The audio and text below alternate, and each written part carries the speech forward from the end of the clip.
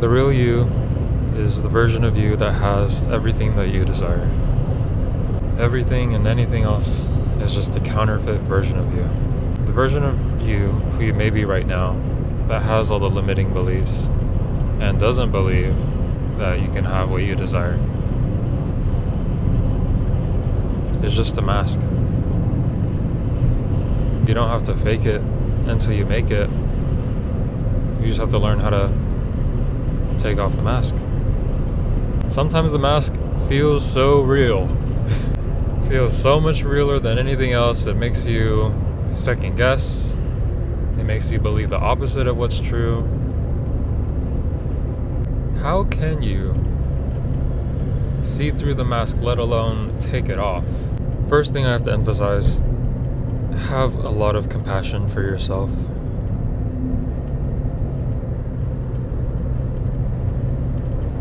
You are doing your best.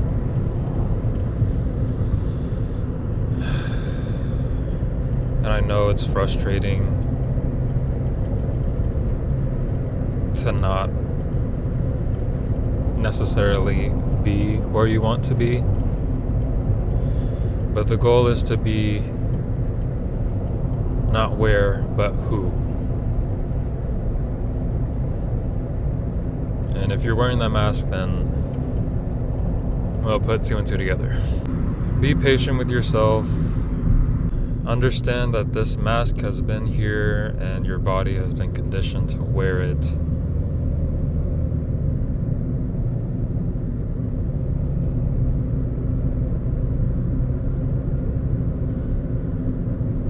And so, this new version of you that is and has all that you desire may feel uncomfortable and hard to believe.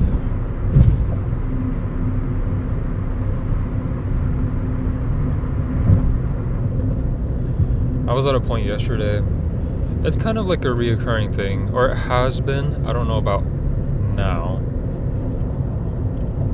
where I had this episode, and this week has been hectic for me. But yesterday, I had I don't know what to call it, but I was depressed. And last time I felt like that was probably around 3 years ago, when I was in between jobs and I was just feeling this overwhelming sense of hopelessness, and I didn't want to know how the future was going to play because I was so scared of it, and it made me so uncomfortable thinking about like how big the gap is between me and where I want to be.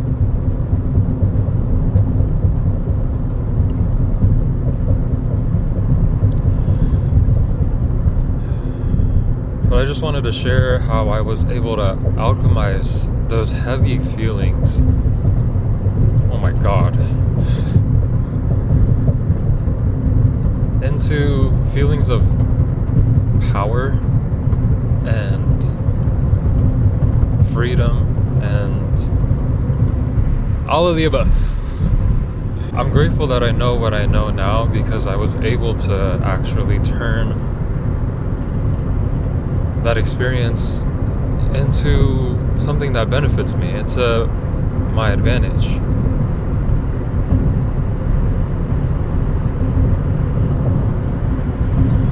So what I did, it's a very simple process. It was kind of intuitive for me. Like, it might depend, okay?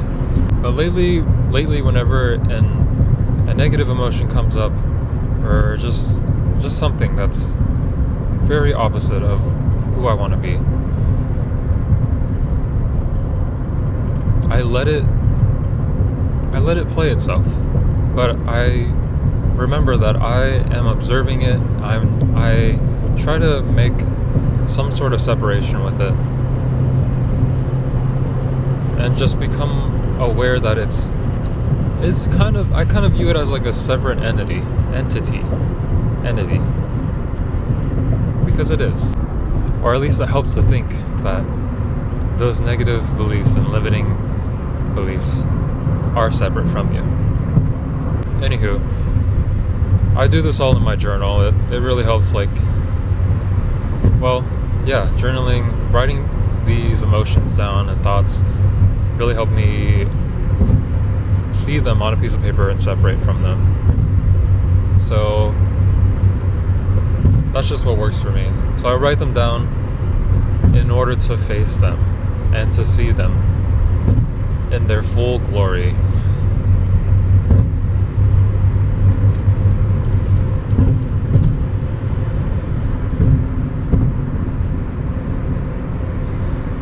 It's not enough just to be aware that you have the feelings. You have to acknowledge them and observe them. Look them up and down for what they are, or what they do for you. That's what I did first, and it was a lot. It was very heavy, and honestly, a part of me didn't really believe half the stuff that I was writing, but that's just how I was feeling.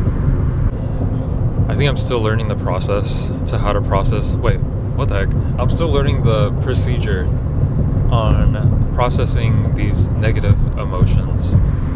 So I might not be qualified, but it worked for me, so I'm just sharing my experience. But after you name whatever belief or emotion, make this process very objective. Make it very logical and try to separate from the situation as if you're your own therapist. And then understand, and you can't just go from 0 to 100 with your emotions. I was feeling in the negatives and I wanted to get into the positives, but I couldn't jump. So I gradually walked myself through in my journal from beliefs that are semi-neutral into extremely positive. And I just use Abraham Hicks' method, what they call a rampage. Just start off with a very general feeling. That feels good. That feels like it's in the right direction. Mine was, I want to feel better. And in order for me to do that, I had to find that little piece of hope that was in me when I was writing all those negative beliefs and just stretch it thin, for lack of a better term. I had to stretch out my hope as much as I could.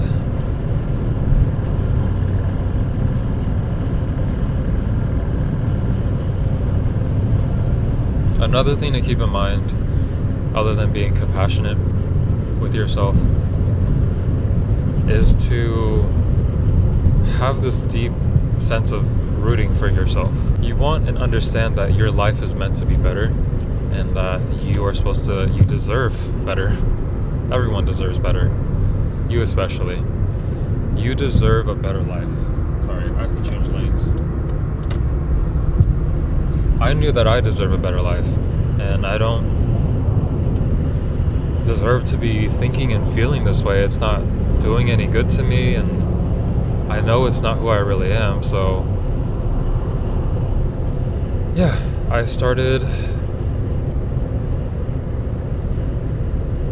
basically convincing myself that I am bigger than these limiting beliefs. And so I continued on after I wrote down, I want to feel better. Just examples for what else I was writing. I filled up probably like 2 pages of just, I want to feel good about the things that I desire. I want to feel good about life. I want to feel excited about my life. I want to feel in love with life.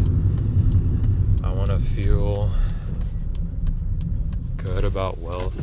Yeah, I strongly recommend searching up, if you haven't, or if you're not aware of this, Abraham Hicks and specifically their rampage of appreciation. It helps out a lot, and it also helps knowing that. Let me stick you to me. It also helps knowing that a big part of your experience day to day has to do with what goes on in your mind and not what's going on externally. Because I was doing just fine last week, and then a bunch of things happened, and then my mind started to kick in, and my old beliefs and thought patterns started to kick in, and it really wasn't beneficial at all.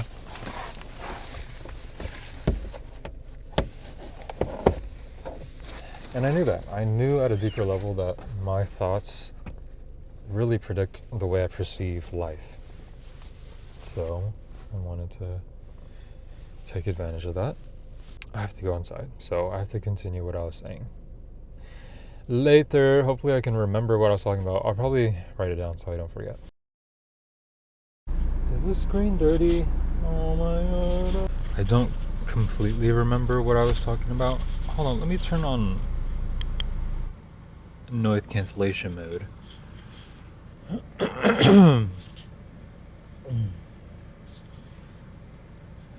I remember last thing I was talking about was how thoughts are, they make up most of what your experience is. That makes sense.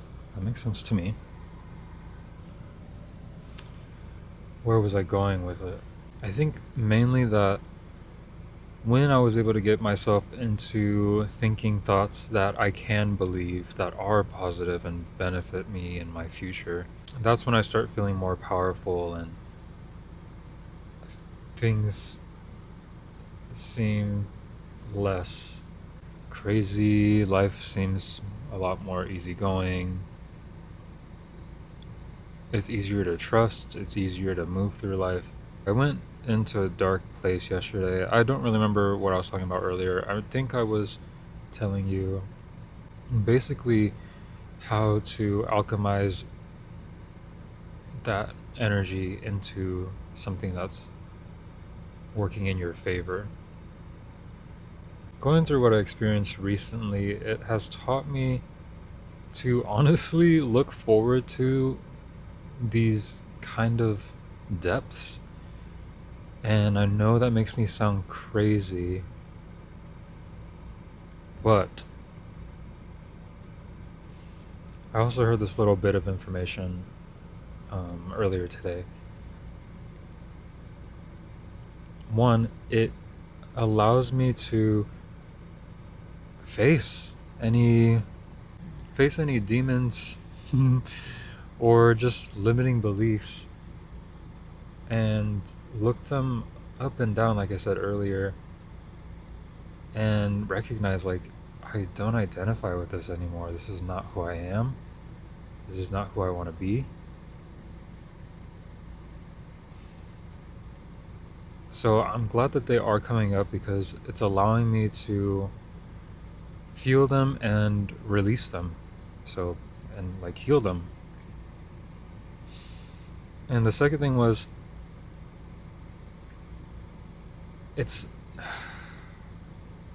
I kind of made a video talking about this, but I didn't get to this point about the highs and lows of life, where I'm in alignment, out of alignment, and whenever I'm out of alignment, I try my best to get into alignment. And it's not being in alignment that's the goal. I mean, yes, it's the goal, obviously, but it's not the reason why I'm doing this. I found out, I never realized this, that I find the most exhilaration in life when I'm moving from misalignment into alignment. It's that in between of basically just climbing the mountain.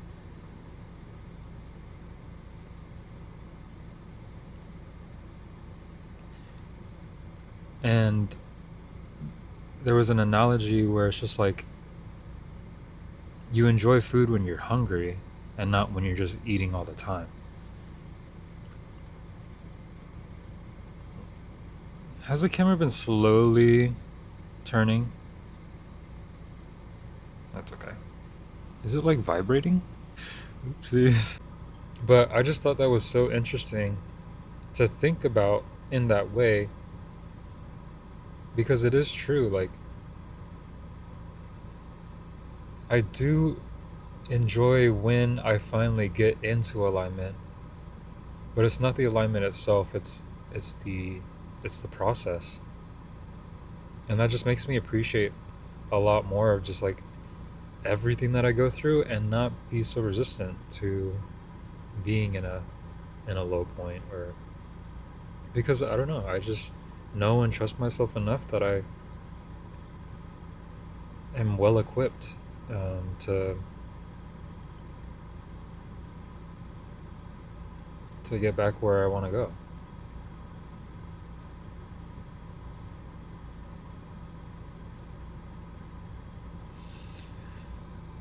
So yes, I feel like this might have been a shorter video, I don't know.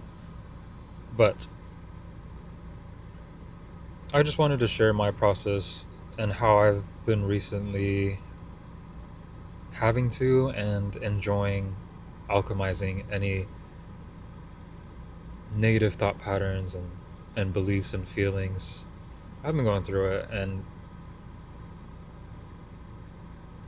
I'm proud to say that I'm coming out of it with a higher perspective and feeling like a better person and more appreciative of the lows and the highs, and just more compassionate to myself. I think that's a big lesson too. Like, I was watching this video from Neuroknowledge about loving yourself, and one of the points was to forgive yourself, but I think I've come to the point where I don't even have to forgive myself because I don't condemn myself in the first place. And I heard that somewhere. I don't remember where though. But yes, in conclusion, be nice to yourself, and know that if you are going through a tough time, and if you even watch this video, then I'm pretty confident that you are capable of enjoying life through the highs and the lows, and just appreciating all of it and not resisting any of it. I need to get better at concluding my videos. I don't really make a solid ending to them.